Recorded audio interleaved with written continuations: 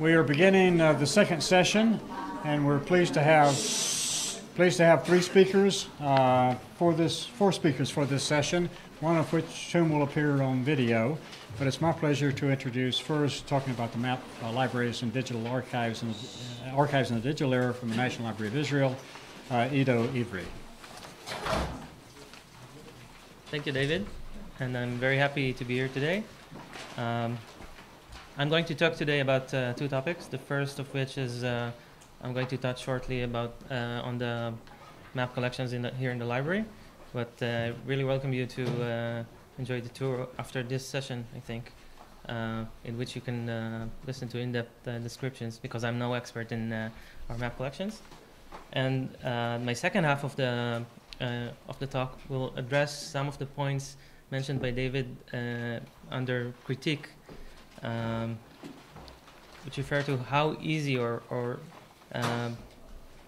how technical do you have to be in order to provide access to map collections. And this is in the context of digital libraries, because here in the library we're just enablers of research. We're not engaged in research itself, and we have to create ways for scientists, for researchers, for scholars to put their research data on a map sometimes, or use ancient maps or historic maps to provide access to their research. And I want to show you how easy it can be, and hopefully some of the participants here will be able to take these ideas and work with them later. So this is it. So the library, Milk has already made this slide a little bit redundant, but we house about 5 million titles in the library, not only maps, but also archives, books, newspapers, photographs, archives, I mentioned that. Very extensive collections that have to do with the land of Israel, the Jewish people, and of course the countries around us, and a large collection in the general humanities, which Milk is the curator of. Our digital collections, these are numbers that we project that we will digitize by 2016, I think, yeah. And we hope to achieve about 50,000 books. We already have about 10% of that. About 2 million pages of newspapers in Hebrew and various other languages, English, Yiddish, French, etc., etc. About 250,000 photographs. This is actually not a very accurate figure. We estimate that this is the minimum.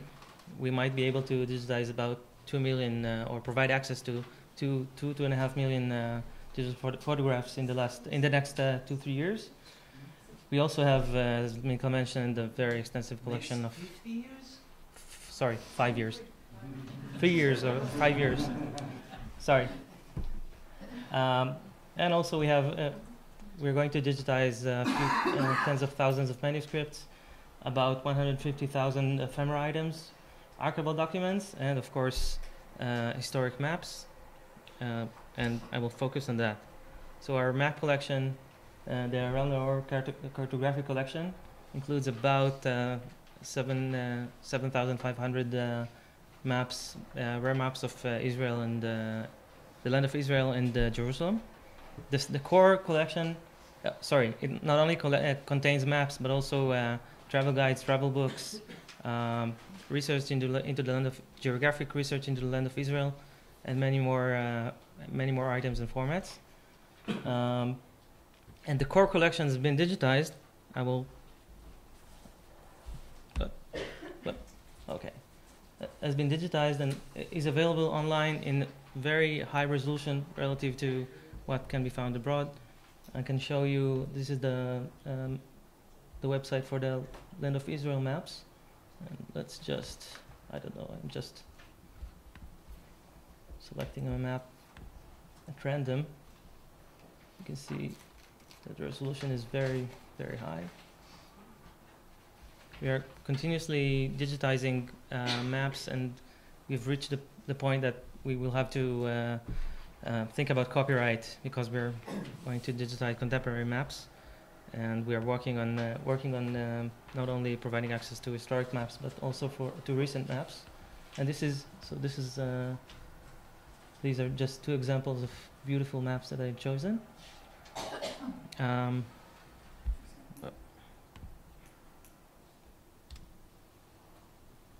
Okay, sorry. So these are the two links to sites. And so we in the library are all about making collections more accessible, not only maps, but every other type of item. But maps are really, it seems like a simple challenge because they are intuitive. Most of us, even those of us who hate navigating, can look in the map and instantly understand what they're seeing, the direction, every detail. And recent advances in technology, some of which David mentioned, have enabled researchers and even librarians to integrate a lot of metadata, not only places but also trends and even texts and photographs into maps. And these mashups of information are creating new ways of thinking about historical data. And what I'm going to show you in the next few slides is mainly about contemporary maps, mainly centered around OpenStreetMap, which is an open platform for mapping the globe, and also Google Maps, which is the not so open rival. But it's important to understand that most of the concepts that I'm going to show are relevant not only for contemporary maps, but also can be applied into old map collections as long as they're accurate. And the first example that I want to show is by the New York Public Library. I was actually going to show the Historic Britain example, but I dropped it out. They have created an interface in which you can take a map like this. This is a fireman's guide of the south side of Manhattan, which contains all the fire hydrants and escape routes, etc. It's dated, I think, the early 19th century, 1834, I think. And simply glue it on the actual map of New York City today, and you can see it's a little heavy on the Wi-Fi here, but you can actually see the two maps combining. This is called rectification, which means aligning two maps one on top of another. And if the maps are accurate enough, you can really see the history coming alive on the real map. And this can be what's interesting about this. We talked about collaborative initiatives, so everyone can help rectify New York Public Library maps and also other maps. You can log in 2 minutes. You're into the system, and there's a series of videos that are shorter than my presentation, in which you can align maps and see, and you could do it yourself. So this is one thing that I wanted to show you today.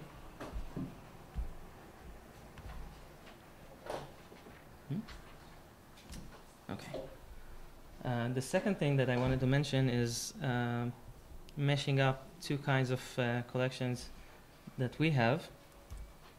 Oh, sorry.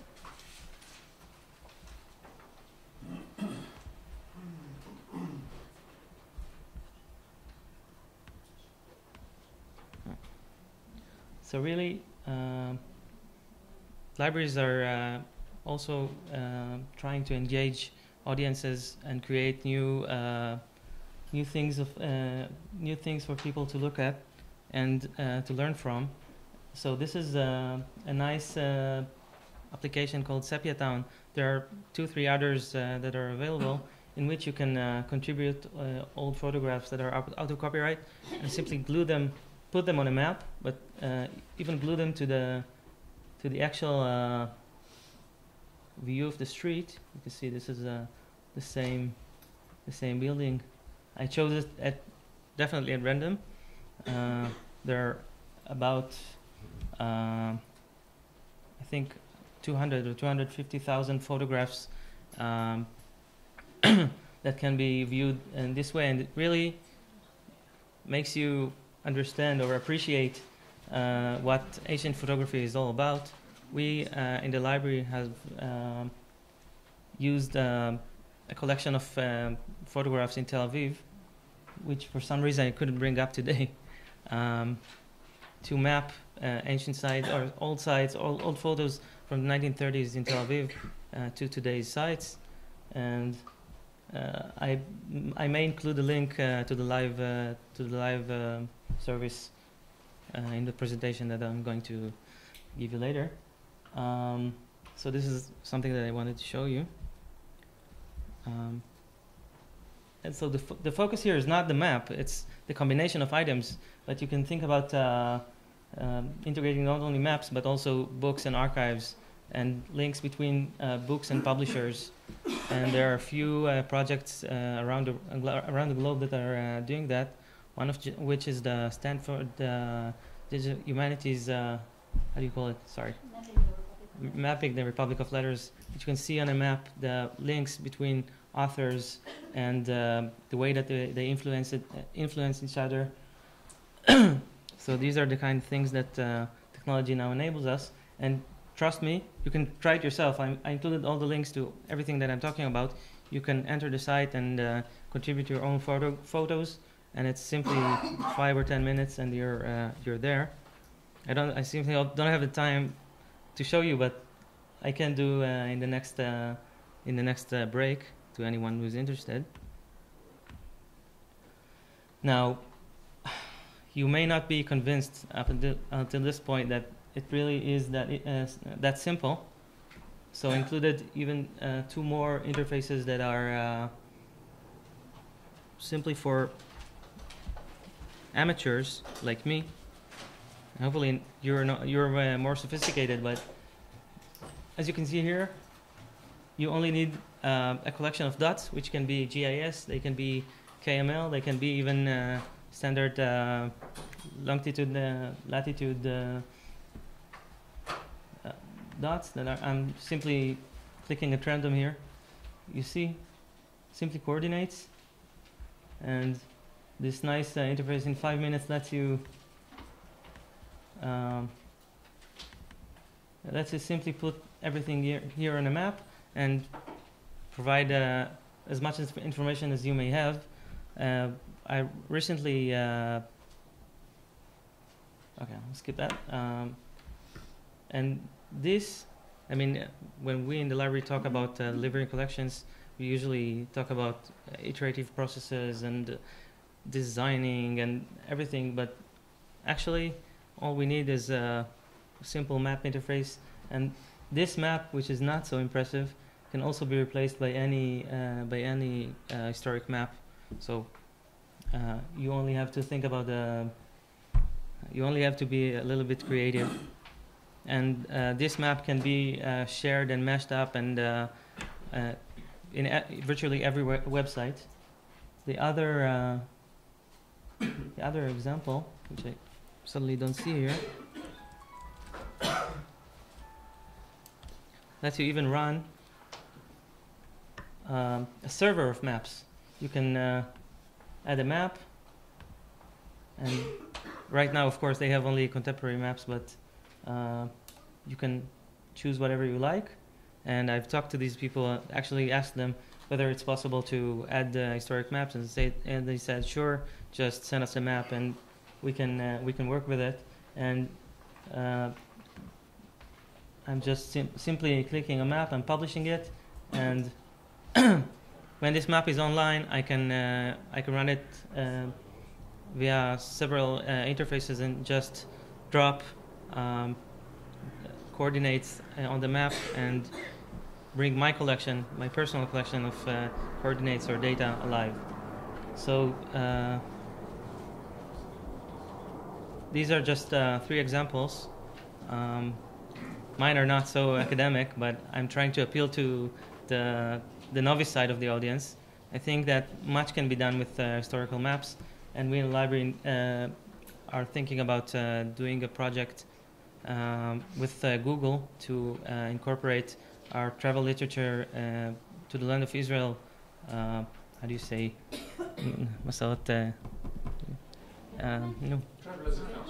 travel literature to so trying to mesh our maps, travel literature, and atlases into a service that will be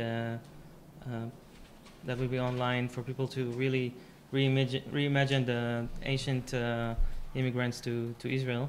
And so I just wanted to leave you with one more thing, which is I think is the ultimate challenge for libraries. And it is the physical aspect, which is sometimes. Oh, sorry, I forget that I pre-prepared everything. So this is a model of Venice in an interactive map, and I think the sound is not important. You just have to see what they did. It's an interactive table, and they have many kinds of repositories about Venice on the map, and they simply use the thingy there to zoom in and zoom out and see relevant information. This is, I think, for libraries that are trying to really engage the audiences also in the building and not only online. This remains a challenge that I think will be, I hope we'll be able to overcome it in the near future. So thank you very much.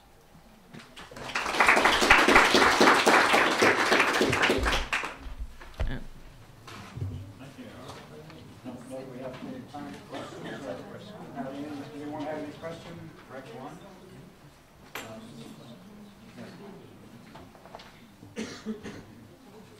Oh, yeah. Maybe I missed it, but are you also digitizing correspondences, or is it only perhaps in the framework of archives? Of archives, yes. We're digitizing correspondence between authors, and yes, I didn't talk about it because it was not the center of my lecture, but we are going to digitize a few archives of famous Israeli and Hebrew writers from the Gnazim archive over in the next 3 or 4 years, or 50. Okay, so when you digitize that, in the metadata, do you have geographical? No. Unfortunately, no. We are waiting for researchers to add this data. Maybe I just want to offer another question. You talked about adding contemporary maps, and there's the copyright issue. Sure. And maybe either you or someone from the Survey of Israel would like to say, maybe Yochanan Gavish, about is this Survey of Israel, what is its view about offering its topographic maps? Not the data, the maps online. Well, all the geographic information is online in a site, and it's possible to add, anybody can add maps, information, points, dots, or other information, vector or raster information to it, and you can decide if you want to share it or just for yourself. And it's developing more and more. Plus, there's a site for historical maps. Thank you. Okay, thank you. So Yoav Rofe is the founder of the website, which many of us in Israel know. In 2004, he is a person that loves maps, and he wanted to enable people to have access to topographic maps of Israel, and he founded the website called Amud Anan. Amud Anan, in Hebrew or in English, is the column of the cloud. And the Israelites, okay, the Bnei Israel, okay, when they were on the exodus from Egypt through Sinai to Israel, they followed, when they navigated, following the column of the cloud. Okay, that's how it's described in the Bible, and that's why he called his website Amud Anan, the first after the first navigation tool that we know of. And this website offers, and you will also see his website soon in the end of his presentation. His website offers access to present maps, also to a certain historical map. And there are already 100,000 registered users for this website, which for Israel is quite a large amount of population. It has an application for iPhones, etc. And I thought it would be interesting to hear from a practitioner side of view, the way that he sees access to historical maps. And he was unable to join us, but he quickly composed a video, and let's hope it all works fine. Hello, my name is Yoav Rofe, and I'll be speaking today about web interfaces for accessing historical GIS information on the internet. Much of the historical GIS information available consists of maps printed on paper, such as we've seen in the last lecture. The maps are available scanned in high resolution. Here are 3 examples. Those 2 maps are from the 16th century, and this map is from the 19th century. This map by Kippert I'll be trying to display today on a modern systems such as Google Maps and Google Earth. First of all, when we scan the maps, they are scanned as an image, so they have pixel coordinates, but in order to view them on a modern system, we have to match them to the world coordinates. This process is called georeferencing. First of all, if we have the coordinates printed on the corners of the map, if the coordinates of the corners of the maps are known, it can be georeferenced by using a GIS, a modern GIS. But pay attention first of all to the datum, so we have the right datum, because the Earth has been measured many times and many datums have been produced for each country, so it's very important to use the right datum. It may or may not be printed on the map itself. Also, stretching of the map over the years may lead to errors. In the Keeper map, we don't have coordinates printed on the map, so let's use objects on the map to georeference the map to the real coordinates. So let's take 2 minutes in order to georeference the map. Let's find it, download it in the highest resolution possible, as a JPEG image of course, and then try to open it in a GIS. I'll be using a global mapper because it's very easy to use, and I'll be using this map. This is an openstreetmap.org map as a reference map. Let's open the map and try to place some ground control points in points we know that didn't change in the old map and the new map.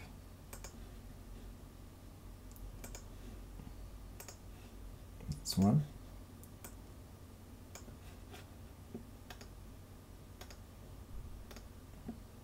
These walls are at least 400 years old, so they didn't change around too much.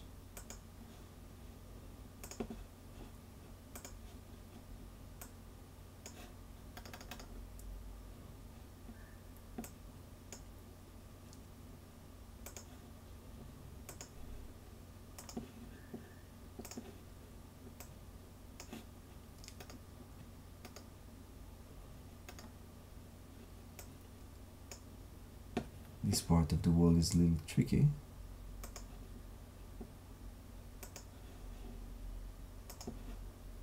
And let's put another one on the Temple Mount itself.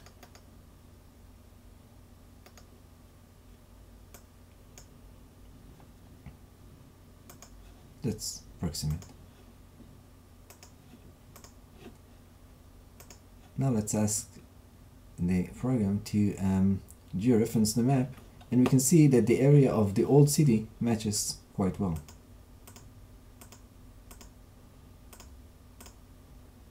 Let's now export it. We can export it to use by Google Earth as a KML or KMZ. KMZ is actually compressed KML together with the image, so it's best to use it. So let's see our work now on Google Earth. Let's leave with 667. Let's open it.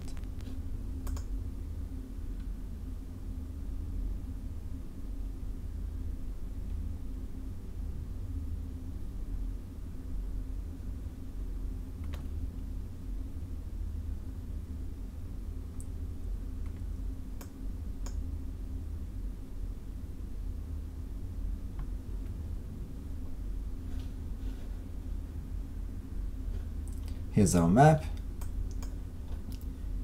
and we can see that the area of the old city quite fits. Not exactly, but as a demo it's good enough. Now how do we store it, and how do we retrieve it and see it on our computer and through the web? How do we transfer it through the web? So if you want to store it, you can either do it for Google Earth. You can use the KMZ, which is an image and a KML file together, and the KML just says where exactly you should put the KMZ, the image. But if we want to use a GIS, we use an image and a small word file, a small text file that just tells the GIS system where to put this map on the world and how large is each pixel.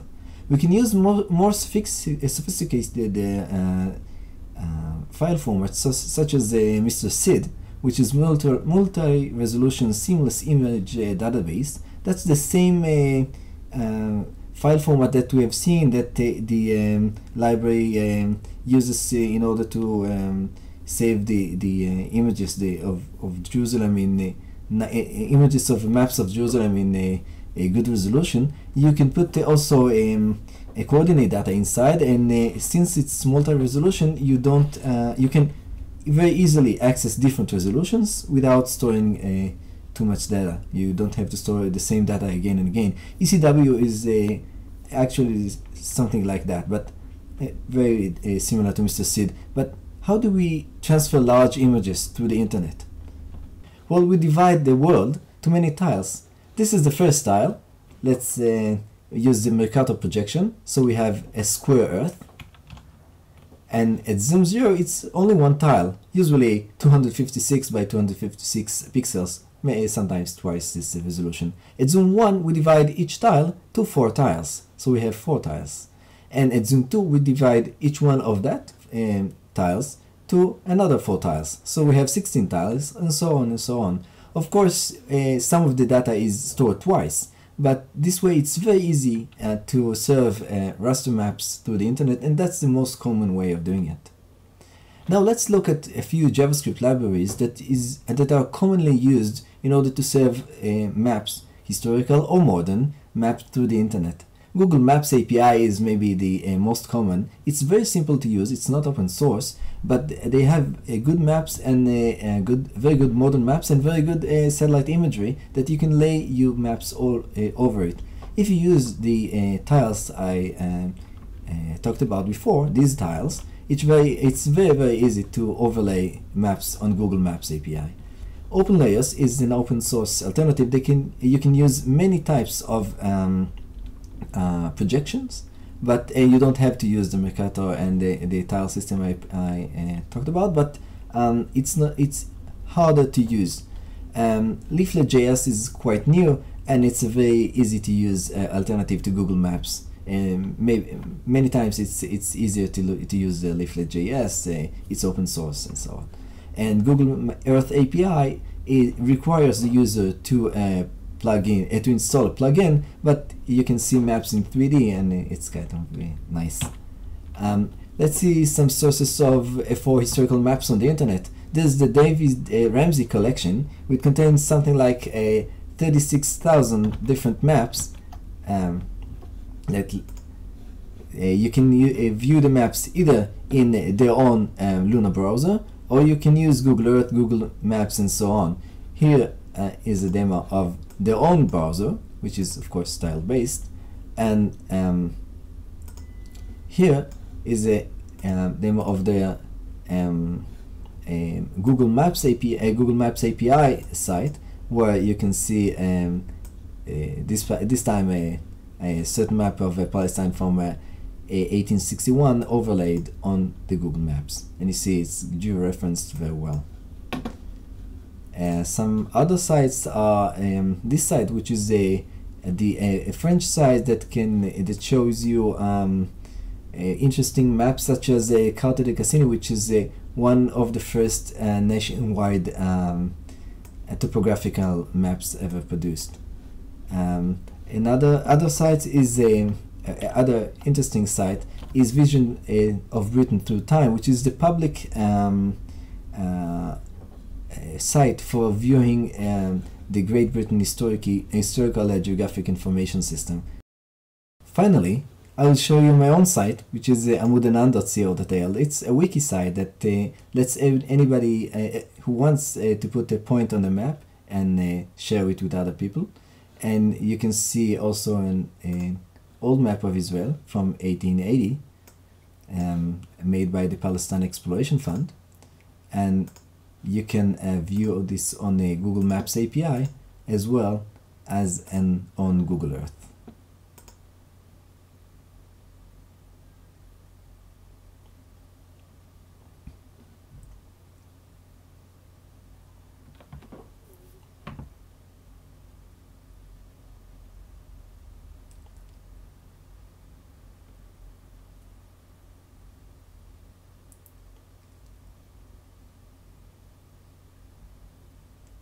Thanks for listening and enjoy your stay in Israel. Let's just thank Yoav in his absence. Okay. Noam, what program did you use to georeference? The software he used to georeference is called Global Mapper. It is a software that costs several $100s, I think. And it is very useful for handling very large data sets. Very easy to access them, much more than in a regular GIS. Well, I hope someone will let him know that we applauded his presentation, since he didn't get to hear that. Once again, we'd like to welcome Ian Gregory. Ian and I have known each other since around 2000, I think, and I have learned much from him and have count him as one of my best friends in the profession, and so it's a pleasure for me to be able to introduce him.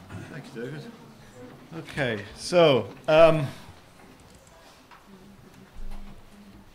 I've kind of changed the emphasis of this talk a little bit, because I thought one of the key points I wanted to make was about the relationship between GIS, or historical GIS on the one hand, and digital humanities on the other.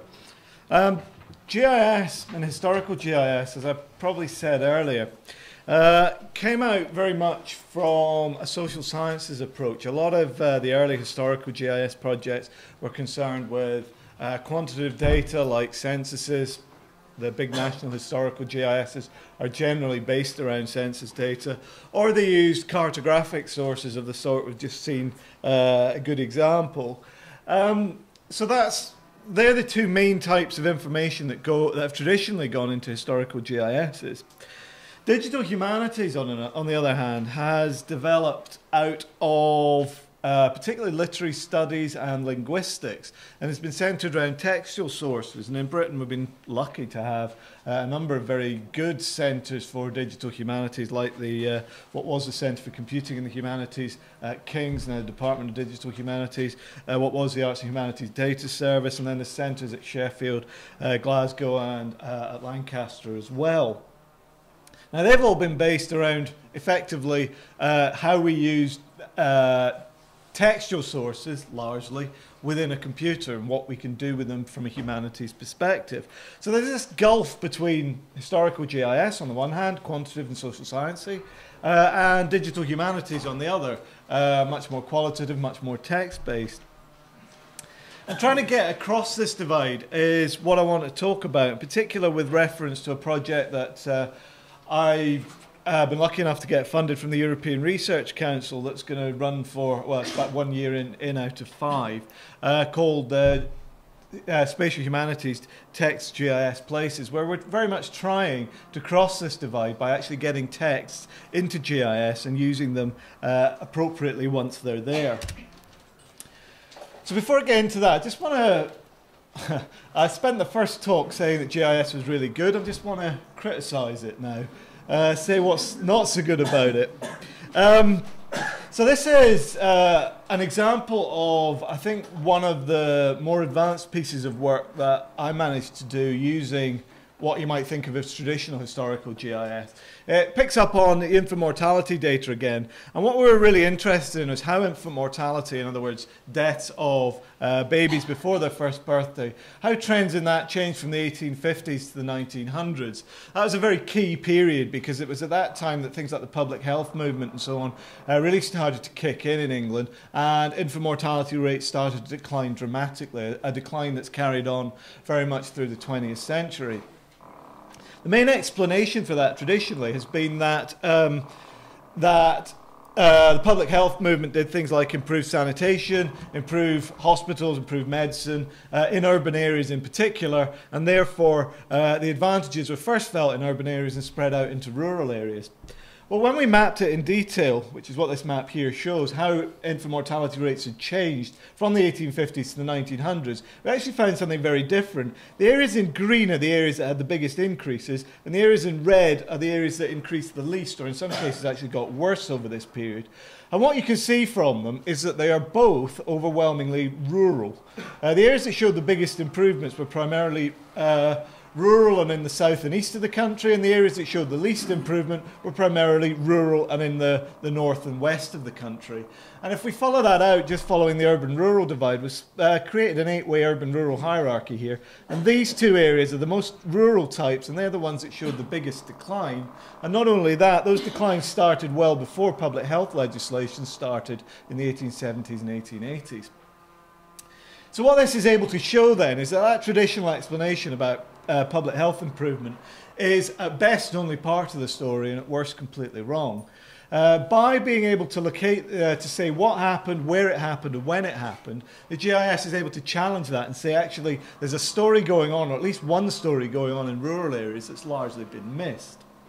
What the GIS isn't able to do is explain what's actually going on in those rural areas.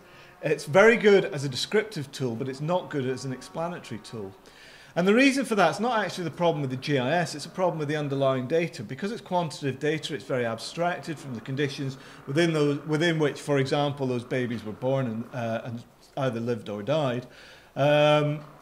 It doesn't tell us very much about the conditions in which those births occurred and in which they lived and died.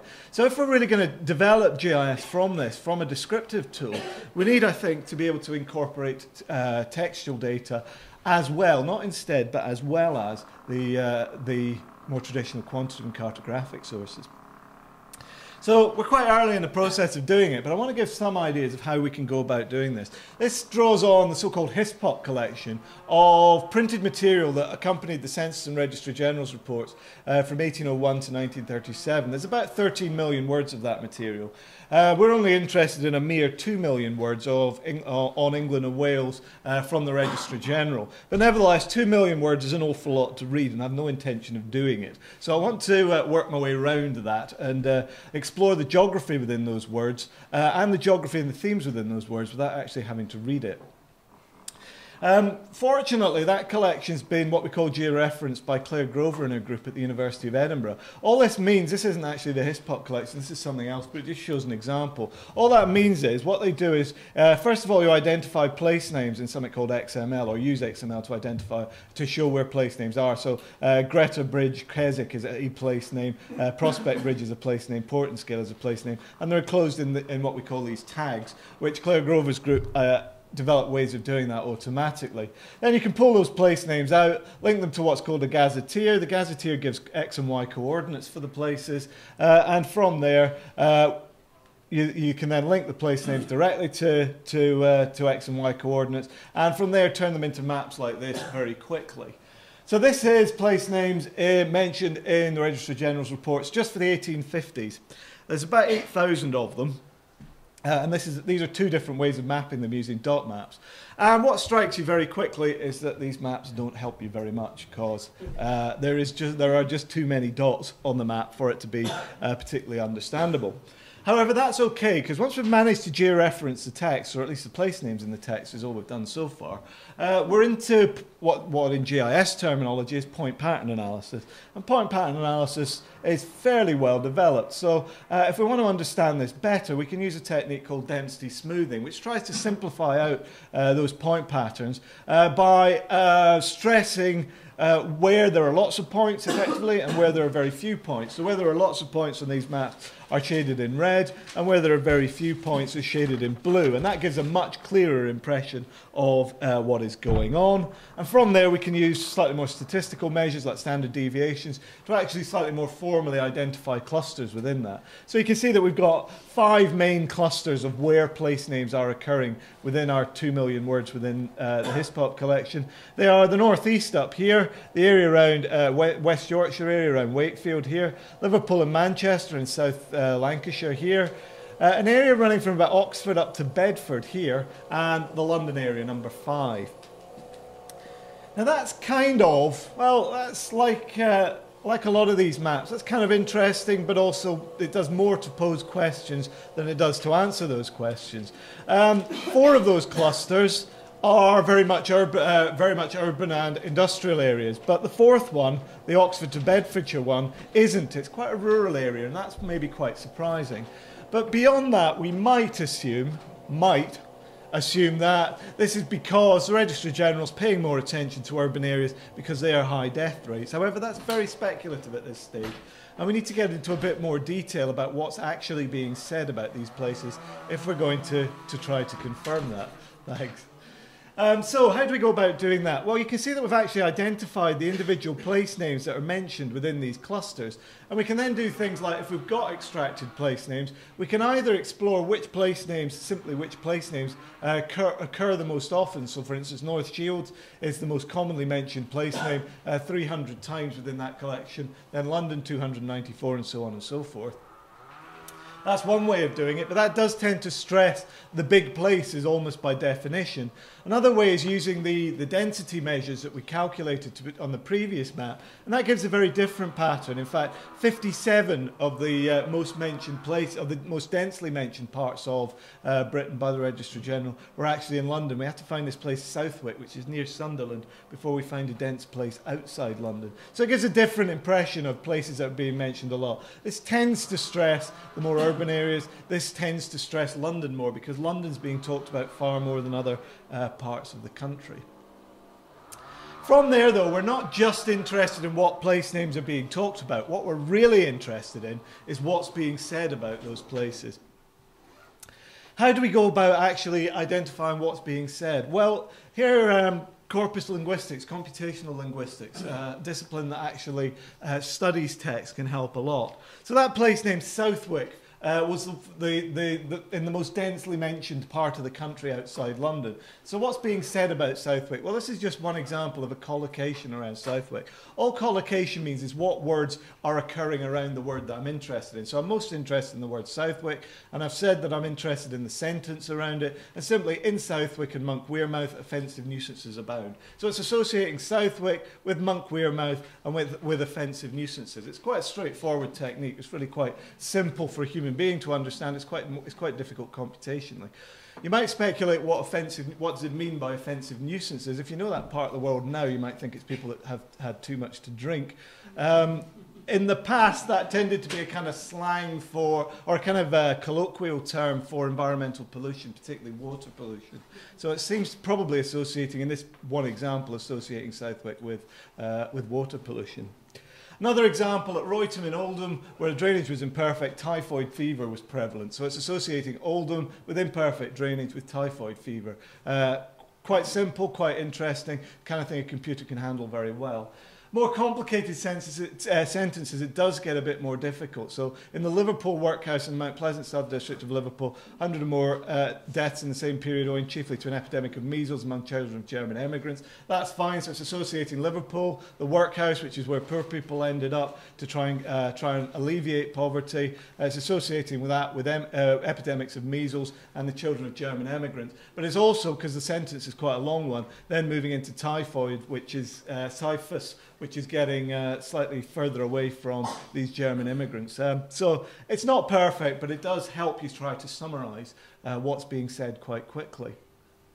One word of using these is what computational linguists call keyword in context. So this is a keyword in context about West Bromwich, place in the West Midlands, and what's being said about those. And by looking at it quite quickly, you can start to pick up an impression about what's being said about it, in particular in terms of, you can see there's quite a lot about mortality, but there's also a certain amount of it about industry, about water pollution and so on in there as well.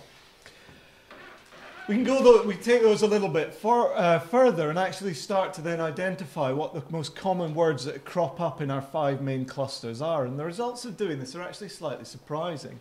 Because for those the three most northerly clusters, where you might speculate it's talking about diseases, it's actually not. It tends to be talking about things like weather-related things, particularly in the northeast and Wakefield. Words like fog, falls, which is used in terms of rainfall, rain, seen in terms of various meteorological phenomena, that kind of thing. It's they're much more concentrated about the weather in these areas than they are about disease. So the obvious conclusion from the map is actually slightly wrong. Or is distinctly wrong in this case. We need to follow it through, and this is one way of doing it. South Lancashire, a little bit more complicated, because we do start to get mentions of declining mortality, of things to do with sanitation in terms of moving earth, cubic feet of earth, and also in terms of emigration. Irish emigrants sailing out of Liverpool comes up a lot.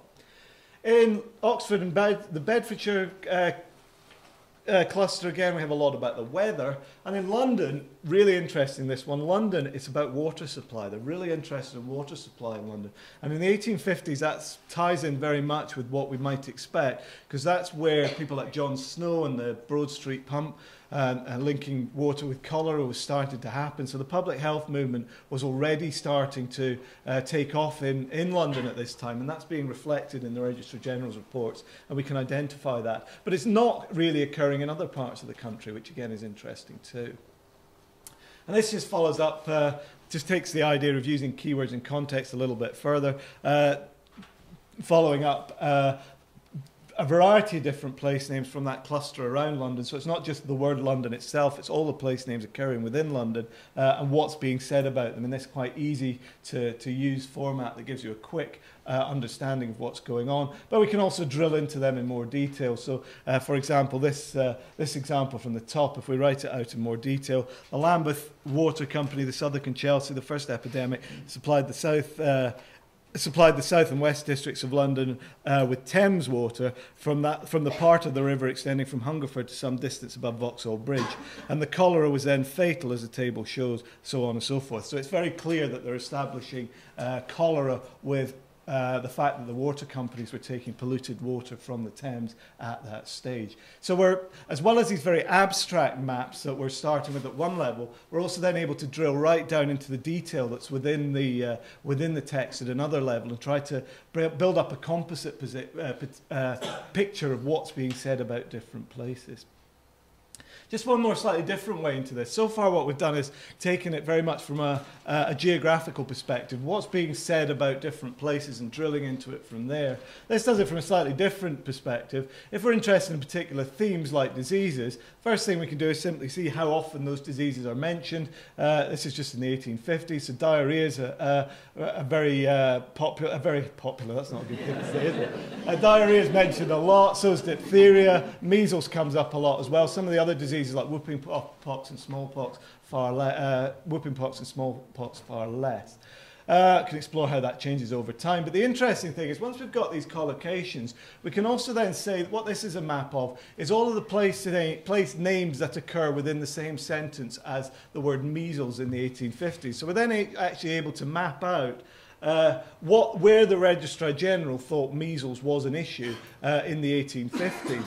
And this is showing, again, it does have quite a strongly urban pattern. So this is London down here. This is kind of Birmingham in the West Midlands here, Liverpool, Manchester. I think that's Wakefield and Bradford and places like that. Quite a clear pattern. And we can go one stage further on that to start exploring, start taking that back into the statistical information. So is he actually overstressing urban areas? Well, we can combine where he's talking about in relation with measles with population data over here. And what this graph shows is just comparing how urban the different places he's talking about are with the numbers of times he mentions measles. And actually what we find is the mentions of measles correlates fairly closely with how urban with the population of the different urban levels, except he tends to talk about places at this urban level. So these are smallish cities like Exeter, Nottingham, Hull, much more than the larger cities like Liverpool and London and Manchester. So it's actually in some ways an overstress on smaller cities, provincial cities, than there is on London, Liverpool, Manchester. But in rural areas, the numbers of mentions of measles follows population fairly well. And we could take that one stage further and start looking at whether how well it correlates with deaths, which is, to a certain extent, what we're doing here. This is actually comparing a number of different diseases. It's actually diarrhoea, dysentery, and cholera rather than measles. The actual numbers of mentions with the numbers of deaths from the disease. And it correlates fairly well. It's statistically significant, but it's not very close. And I'd like to drive that a bit further and ask, well, where's it over talking about it and where's it under talking about it in relation to the numbers of deaths? So to try and sum up that up, whiz through it fairly quickly, but what we've tried to do here is take GIS and also corpus linguistics techniques that are used more in the digital humanities to explore text, to bring them together in a way that allows us to approach a corpus either in a very geographical way that first of all asks, where is the corpus talking about, identifies the place names that it's talking about as the areas that the corpus is concentrating most about, and then follows that up by saying, well, what is it saying about those places? So that's one way. Or the second way is through a kind of theme of interest place, where you actually start with a theme that you're interested in mind. In this case, it was diseases. Find out what places are associated with that theme, and then dig into more detail about what it's saying in relation to this theme for the different places and how that's associated with other places, how that might be associated with other themes, and then potentially bring statistical evidence back in, quantitative evidence back in, so we can compare the kind of textual and qualitative and perceptive side of things with the more quantitative and objective side to get a much, I think, a much broader understanding, much more in-depth understanding about various different types of historical sources. Thank you very much.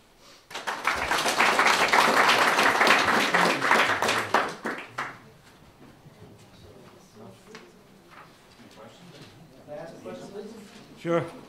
Ian, how do you know that you don't have double negatives you're basically checking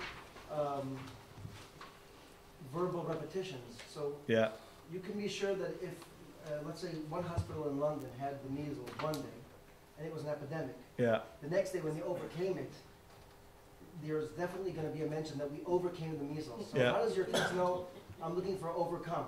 Well, yeah, at the moment, Double negatives, all that map showed was where they're talking about in relation to measles. It wasn't saying whether it was good or bad in relation to measles. So you're absolutely right. But it's not that much harder to go that one stage further and then do the second. So your first query just narrows it all down to places related to measles. Your second then either picks up, you can use what are called semantic tags to pick up words that are positive or words that are negative. So if they're actually words that are positively associated with perhaps measles being cured, measles not being present, measles being measles rates reducing, then you can separate them out from the more negative connotations about there was an epidemic, a lot of people died, those kinds of things. So you can, you're absolutely right, but you can use linguistics techniques to drive it one stage further and deal with that kind of problem. I couldn't understand how can you find bias in sources through the comparison you pointed out at your last. When I said bias, what I mean is, my assumption was when we started this that there would be an urban bias in these reports. In other words, that they'd be looking at urban areas and neglecting rural areas. And from the work we've done so far, and there's a lot more to do on this, I don't think there is that bias, because what we're finding is that the number of mentions in relation to measles anyway, and some of the other diseases we've done, tends to follow both the population distribution and the death rates. And it's interesting to try and tease those apart. It's not as easy as it sounds. But it tends to follow those fairly well, better than you might expect. So there isn't this urban bias, I don't think, that I originally expected to find. When I say bias, I just mean overemphasis on these areas compared to other areas. You see what I mean? Okay, we've got one final question. Well, I saw that you were using the CQP web, Mm. the Lancaster platform, and going back to incorporating geospatial data into VREs, I was wondering if there's a thought of incorporating some kind of mapping system into the CQP web, or is it focus dependent? And We're not doing that at the moment. We're building on CQP Web, which is was originally just devised for linguistic purposes, but we built a separate but linked system that deals with the place name extraction and the collocation of place names and other themes. But from there, at the moment, we're just extracting it out and going into ArcGIS to do the spatial analysis from there. But it would be quite easy to allow those sorts of techniques to pull material out and put it into something like Google Earth or Google Maps, something like that, so that other people could explore it from there. That would be relatively straightforward, but they don't give you all that much analytic. The problem with them is you'll get an awful lot of dots, and as soon as you've got an awful lot of dots, you get overwhelmed very quickly, which is why we need the more sophisticated analysis that ArcGIS is giving us. Thank you, Ian. Thanks.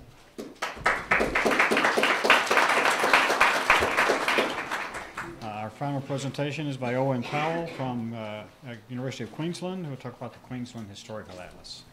Hi everyone, my name's Owen Powell from University of Queensland, from the School of Geography, and I'll be talking about the Queensland Historical Atlas. My relationship with the Atlas is as a sub-editor, and a few years ago when I finished my PhD, it was under the auspices of the Queensland Historical Atlas. The Atlas is a new online journal crossed over with a digital atlas. So it's a sort of combination of some of the techniques I guess we've been talking about, and illustrates the way in which there can be this greater public engagement through online formats like this online atlas. And it also has a role for landscape scholars to have a position in interpreting landscapes, so the public, whilst having free access to this historical information, there's an avenue for interpretation through landscape scholars through peer-reviewed journals. So, I'll start off with my overview, and some of you are probably aware, well, probably not so aware where Queensland is.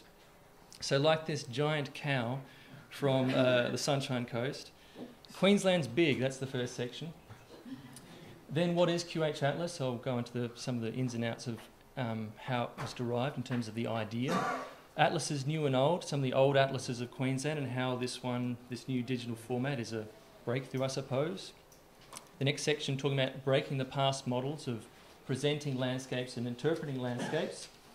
I'll throw in a bit of Google Analytics, which is basically monitoring every time you jump on the internet there. It's measuring where you've come from and probably stealing your credit card details or something.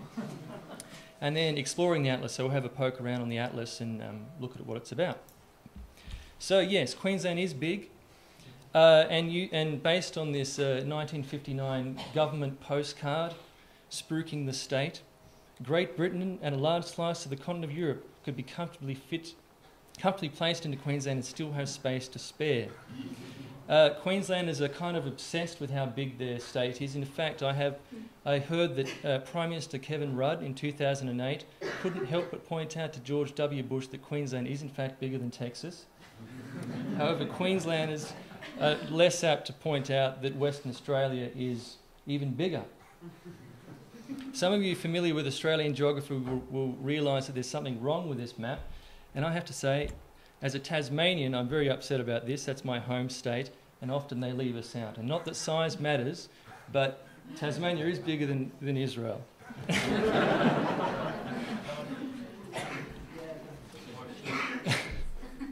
So, The Queensland Atlas is all about Queensland histories, cultures and landscapes. And it came about through a Australian Research Council linkage grant between UQ, or the University of Queensland and Queensland Museum. It's a registered online journal and digital atlas, providing access to 1,000+ maps and rare objects from the museum. It consists of 170 newly researched articles from 110 authors from all over the world.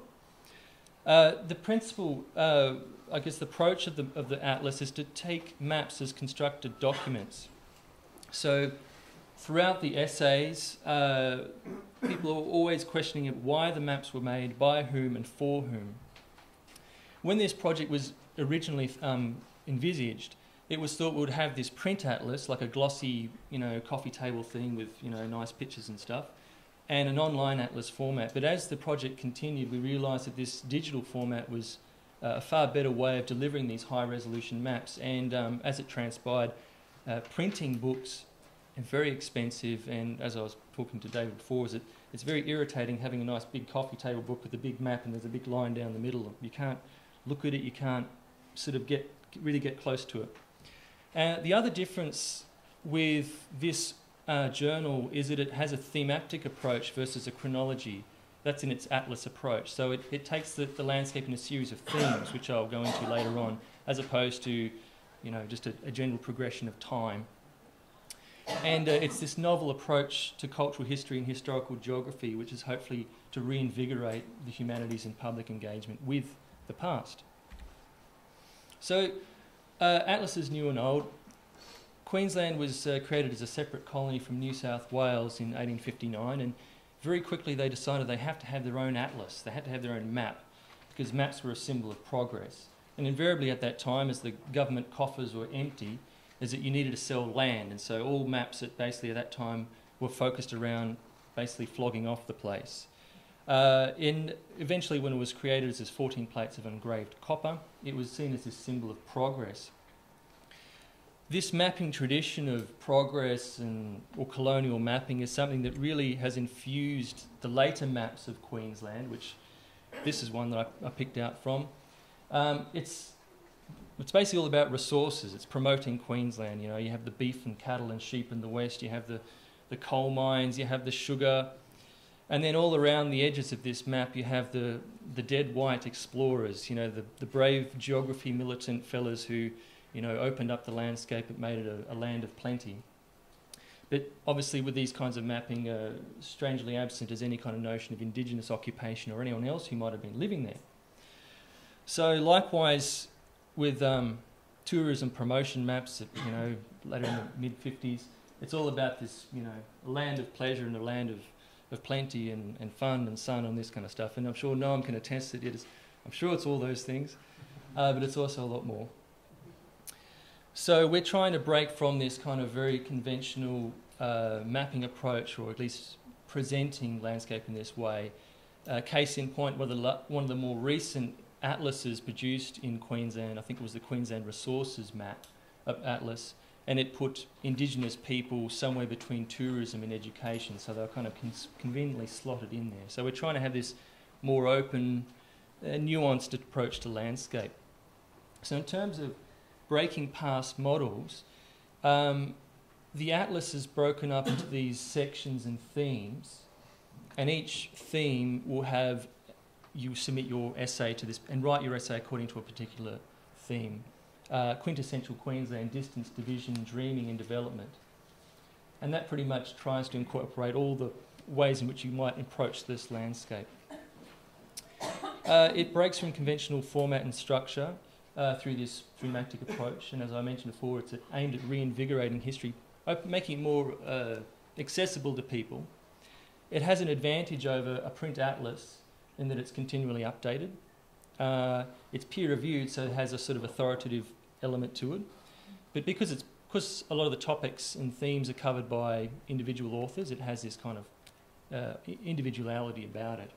And obviously it has, as we've been talking about, an opportunity to examine maps and images in high resolution. So moving on to Google Analytics, who uses the Atlas. Since being launched in late 2010, there's been 132,073 visits. the average pages per visit is 2.04. People spend about 1.5 minutes, so they would try. It's not that bad, guys, trust me.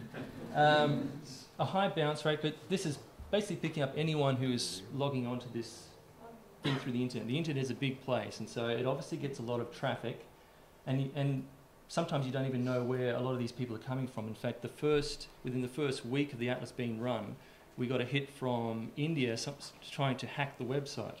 So, but that being said, we have a large number of return visitors. So, and to look at those spikes there, that actually comes straight after the massive floods you may have heard about last year, and where people were suddenly interested in learning about the history of floods. So those essays got a lot of hits.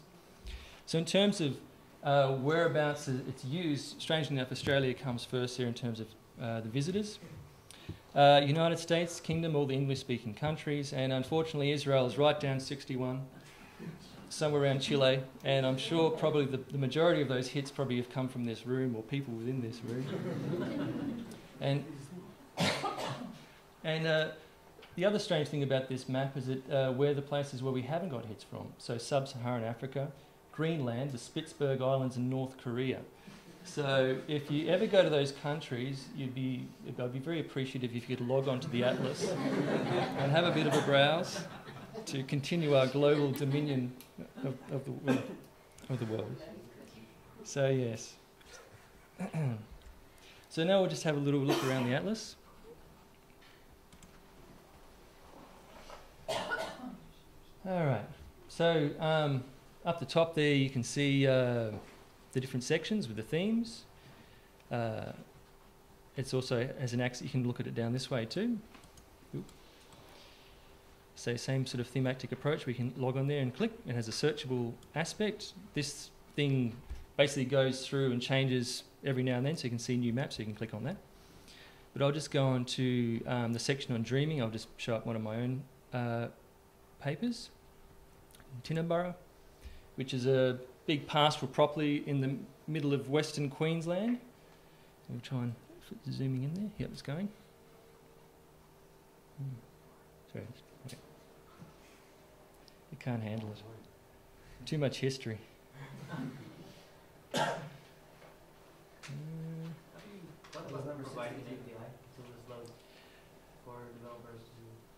Like an app or something?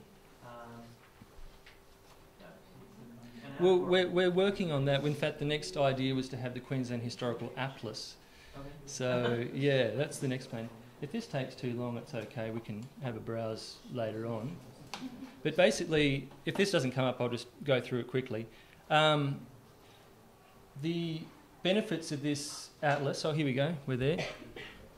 So this is under the theme of memory, and it's about this particular historic landscape. It has the text down the middle. It has some nice old historical photos, a bit of poetry that's relevant to the place, and a whole series of historical maps of this area here.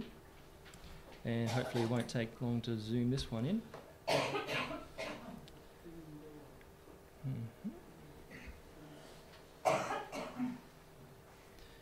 There, and you can zoom in, but I'll just go to read more. So each of these maps is linked into Google Maps, so you can see that landscape and look at it where it is in reality, if we can ever get there through time.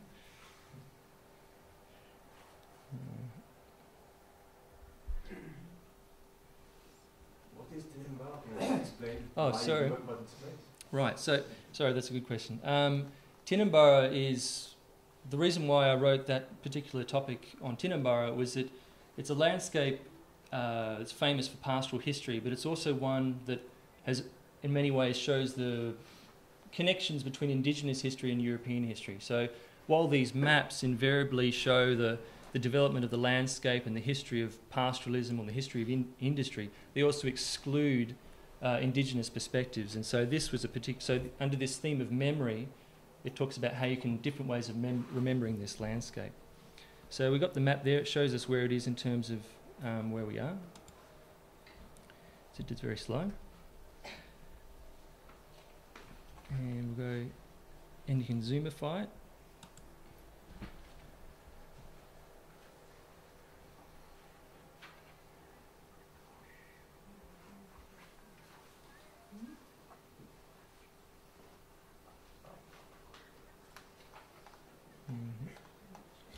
Sorry about this.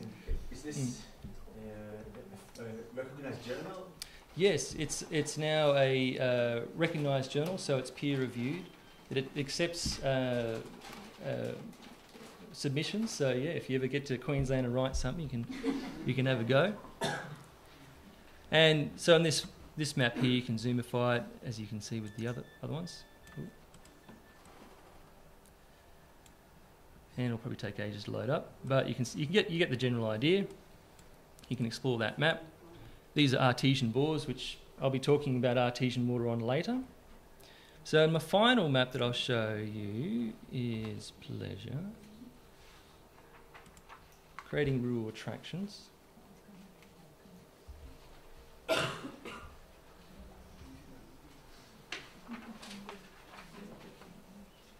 Are there similar historical atlases for the other states in Australia? No, it is the one and only Queensland Historical Atlas. All the other states around Australia are trying to copy us and get their own thing happening, but we're the first.